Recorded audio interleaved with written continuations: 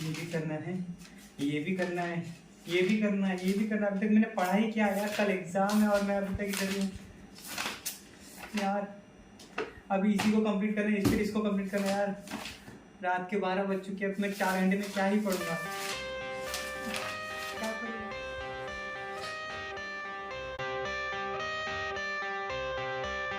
Channel में आए हो तो लाइक कर दो, थोड़ा सा शेयर सब्सक्राइब कर दो। तो हेलो फैमिली, कैसे हैं आप सब लोग। आई होप आप सभी अच्छे होंगे। Welcome back to our YouTube channel Kshetriya Niwas. तो आज वो समय आ चुका है जिसका बिल्कुल भी किसी को भी इंतजार नहीं होता। वो टाइम आ चुका है, द सीजन ऑफ एग्जाम।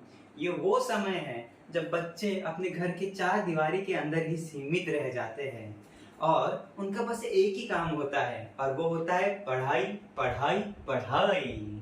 और इस सीजन का बेस्ट डायलॉग आ जाता है, आपको पता है क्या है वो? शर्मा जी का बेटा। तो सीजन की शुरुआत होती है टाइम टेबल बनाने से, और हम एक ऐसा टाइम टेबल बनाएंगे कि बस एक महीने में जिस सब्जेक्ट को हमने छुआ भी नहीं होगा उसका रिवीजन से लेकर मॉक टेस्ट तक का पूरा शेड्यूल तैयार कर लेंगे। और ये टाइम टेबल कंप्लीट करना बस हमारा एक सपना ही रह जाता है, क्योंकि दिन पे दिन बीते जा रहे होते हैं और एग्जाम का डेट पास आते जाता है और मुश्किल से हमने बस एक ही चैप्टर कंप्लीट किया होता है। तो एग्जाम का टेंशन हमसे भी ज्यादा हमारे इंडियन पेरेंट्स को होता है, स्पेशली हमारी मम्मियों को, जो हर 5 मिनट में चेक करने आएगी कि बेटा पढ़ रहा है कि नहीं पढ़ रहा। और उस दौरान घर तो मानो कोई खंडर सा महल बन चुका हूँ, ना कोई आवाज आती है और ना ही कोई घर में आता है, और वो बेचारा पड़ा हुआ टीवी मानो कोमा में चला गया। पापा को अपना न्यूज और क्रिकेट देखने के लिए अपने दोस्तों के घर जाना पड़ता है, और इस टाइम सबसे बड़ी कुर्बानी देती है हमारी मम्मियाँ ही, क्योंकि ना वो अपनी चुगली कर पाती है दोस्तों के साथ और ना ही अपनी सास बहू का सीरियल देख पाती है।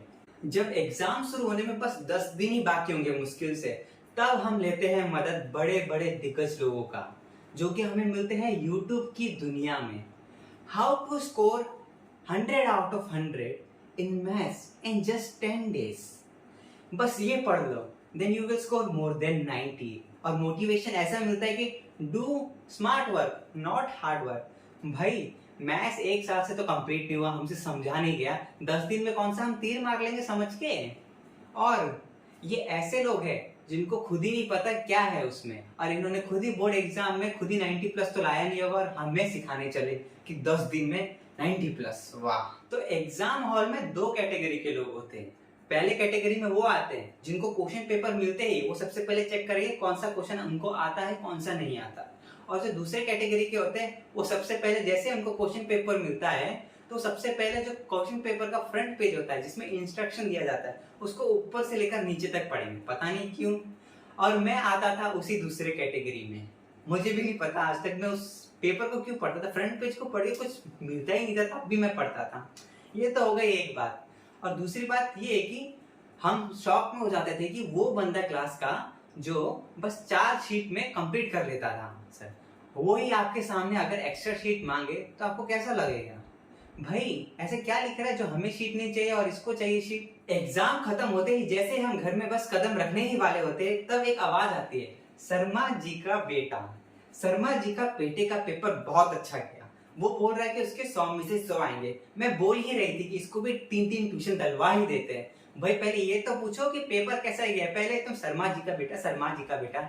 जब हम एक ही ट्यूशन से पढ़ सकते हैं तो हमें 3-3 ट्यूशन लेने की क्या जरूरत है? ये चीज इनको कौन समझाए प्रभु, कि हमें एक ही ट्यूशन से हो जाएगा, हमें 3-3 ट्यूशन नहीं चाहिए। स्पेशली शर्मा जी का बेटा पता नहीं कब जाएगा इस दुनिया से, एक रॉकेट बना के इसको स्पेस में भेज दिया जाएगा, तब जाके हम जैसे लोगों को आराम मिलेगा कि शर्मा जी का बेटा इज नाउ ओवर। रिजल्ट के दिन ऐसे ऐसे लोगों का कॉल आएगा जिसके बारे में ना आपने कभी सुना होगा ना कभी उनको देखा होगा। वो भी पूछेंगे कि बेटे का रिजल्ट आया कैसा आया। और आपसे भी ज्यादा सबसे पहले पड़ोसी और आपके रिलेटिव्स यानी कि रिश्तेदारों को पता चल जाता है कि आज रिजल्ट का दिन है, आज रिजल्ट आने वाला है। मोहल्ले में तो ऐसा हो जाता है कि अरे छेत्री जी के बेटा तो 10th में है 12th में है, इसका रिजल्ट आ गया ना, आज चलिए चलते हैं। हाँ, उनको मतलब नहीं है बेटा जी का रिजल्ट जो भी आए, लेकिन उनको जाना है, उनको पूछना है, उन्हें उंगली डालनी है, उंगली। पता नहीं क्यों डालनी है उंगली।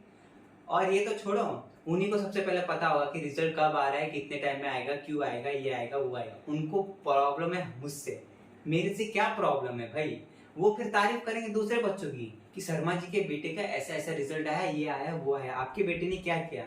भाई मेरा रिजल्ट जो भी आए मेरी मर्जी, मैं चाहे ब्लू पेन से लिखो, चाहे मेरे 80% आए, चाहे मेरे 70% आए, चाहे मेरे 60% आए, वो मेरे करियर के सवाल है। इसमें आपको क्या, माँ कसम जो रिजल्ट के दिन खुद की बजी रहती है ना, वो बस हम ही जानते हैं। जिसके ऊपर बीतती है ना, वो इंसान को पता है कि रिजल्ट के दिन कैसा होता है। दिल की धड़कनें ऐसी बजती है कि मंदिर की जो घंटी होती है उससे भी ज्यादा तेज हमारे दिल की धड़कन सुनाई देती है। और अगर उसको किसी ट्रेन के इंजन में डाल दे तो 1 घंटे में कन्याकुमारी से जम्मू पहुंच जाएंगे। ऐसे में अपनी एक कहानी सुनाता हूँ 10th के रिजल्ट के बारे में, कि 10th का रिजल्ट का कुछ सीन चेंज हो रहा था कि दिन, मतलब कौन से दिन में आना था उस दिन नहीं आया, तो उसको पोस्टपोन करके दूसरे दिन तीसरे दिन आई गेस कर दिया था। तो संडे को शायद संडे को शायद आया था रिजल्ट हमारा। तो बेसिकली संडे को आता नहीं क्योंकि संडे इज भी क्या हॉलीडे, तो हमें लगा कि संडे को नहीं आएगा, उसमें भी बोला था कि संडे को तो आएगा नहीं न्यूज में। तो संडे के दिन मैं गया था वॉशरूम, हाँ करीबन आई गेस 2 बज रहे होंगे, हाँ 2 बज रहे थे। तो मैं था वॉशरूम में और मेरी दीदी बैठी हुई थी रूम पे। तो मुझे आता है, मेरी दीदी को आता है मौसी का कॉल कि बेटा रिजल्ट आ गया है। मौसी जी का बेटा भी 10th में था, रिजल्ट सेम आया दोनों का। तो कॉल करके बोलती है बेटा दिनेश का है, दिनेश का रिजल्ट आ गया ना, कैसा गया करके। तो दीदी बोलती कब आया रिजल्ट करे, कैसा आया। अब मुझे बाथरूम तक सुनाई दिया, दीदी बोलते दिनेश क्या हुआ।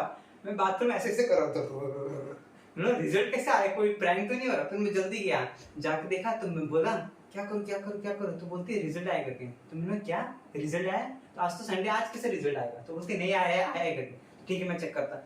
फिर ऐसे हाथ कब कपा रहे रिजल्ट देखने के लिए, फिर देखा सच्ची में रिजल्ट तो आया हुआ है। फिर मैं क्लिक किया, error error error error error error दिखा रहा है। तो मैंने बोला यार क्या हो रहा है, एरर क्यों दिखा रहे, सब लोग एक ही साथ लॉगिन करे क्या। फिर भगवान से बस प्रे करते भगवान अच्छे मार्क्स आए, कहीं कुछ ना हो जाए पूरा, बस ये चाहता था। ये नहीं है कि मुझे 80-90 प्लस चाहिए, बस भगवान से प्रे करते बस अच्छे मार्क्स आ जाए, बस अच्छे मार्क्स आ जाए।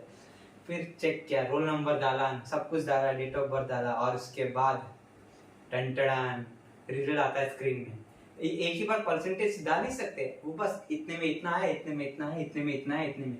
मैं ऐसे देख रहा हूँ 92, 91, 89 करके ये। फिर उसके बाद इंग्लिश में देखो ओ शिट 79, बस 1 मार्क से लेटर रहना है, डिस्टिंक्शन, हाँ डिस्टिंक्शन रहना बच गया। बाकी हर सब्जेक्ट में मेरा आया था 80 प्लस 90 प्लस आया, लेकिन बस इंग्लिश में 1 मार्क से मुझे डिस्टिंक्शन नहीं मिला।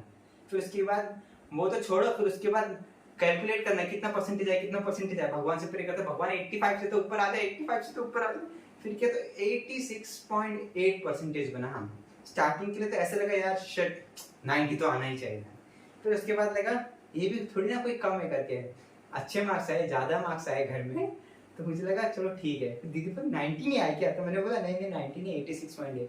फिर बोला वापस चेक कर, क्या पता गलत कर। फिर उसके बाद वापस चेक किया, फिर भी 86.8 आया। फिर घर से कॉल आया, मम्मी ने बोला क्या आया रिजल्ट करके। तो मैंने बोला ऐसा ऐसा है रिजल्ट आया, ठीक है। फिर भैया को कॉल किया, भैया ऐसा ऐसा रिजल्ट आया, ठीक है। तो बोलते अच्छी बात है, इतना अच्छा रिजल्ट आया। फिर हर जगह स्टेटस रख रहे, ये था। फिर उसके बाद गाँव में हल्ला फैल गया कि फलाने के बेटे के इतना है इतना है। फिर जहाँ पे आता तुम्हारा रिजल्ट कैसा था, इतना है, अच्छा इतना है, बाप रे बाप। गाँव में इतना आना इस मीन बहुत होता है।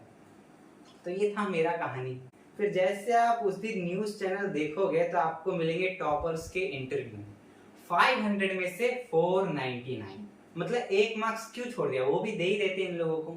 और फिर इंटरव्यूअर भी ऐसा क्वेश्चन पूछते हैं, आपको 1 मार्क्स गया हुआ आपको दुख नहीं लगा। तो बोलते हैं दुख तो लगा, एक्सपेक्ट तो नहीं किया था, बट 499 इट्स गुड।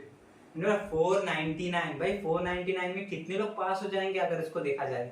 उसको इसमें में भी खुश नहीं है, ऐसे करके बैठे हुए हैं। देखो इतना सारे, देखो 99, 499, आजकल के पिछले साल आई गेस 600 में 600, 500 में 500। भाई ऐसे क्या लिख रहे हैं जो इनको आ रहा है, पेपर एग्जाम आ रहा है कि बच्चा कुछ ज्यादा सुपर इंटेलिजेंट हो गया कि ऐसे ऐसा आ रहा है। टॉपर्स तो अब बढ़ते जा रहे हैं। तो आज का वीडियो था यहीं तक। अगर आपको ये वीडियो अच्छा लगे तो लाइक करें, शेयर करें, कमेंट करें, सब्सक्राइब करें और बेल आइकन को दबाना ना भूलें अगर आप नए हो तो। मैं ये नहीं बोलूंगा कि आपके कोई जितने भी मार्क्स आए कि आप कमेंट सेक्शन में डालें, इट्स फ्री। अगर आपको डालना है, आपके कितने आए तो आप डाल सकते हैं, मैं पूछ नहीं रहा, बस आपकी मर्जी। क्योंकि मैं समझ सकता हूँ कि आपको कैसा लग रहा होगा, क्योंकि मैंने भी वो फील किया है। अगर आप 9th क्लास में तो आप बस रेडी हो जाइए बोर्ड एग्जाम, आपको टेंशन लेने की जरूरत नहीं है। क्योंकि a single sheet of paper can not decide your future. ये बस बोलने के लिए, लेकिन वो डिसाइड करता है, हर चीज डिसाइड होता है। तो इस वीडियो को ज्यादा लंबा नहीं खींचते, इस वीडियो पे यहीं पर खत्म करते हैं और अगले वीडियो पे मिलते हैं। बाय।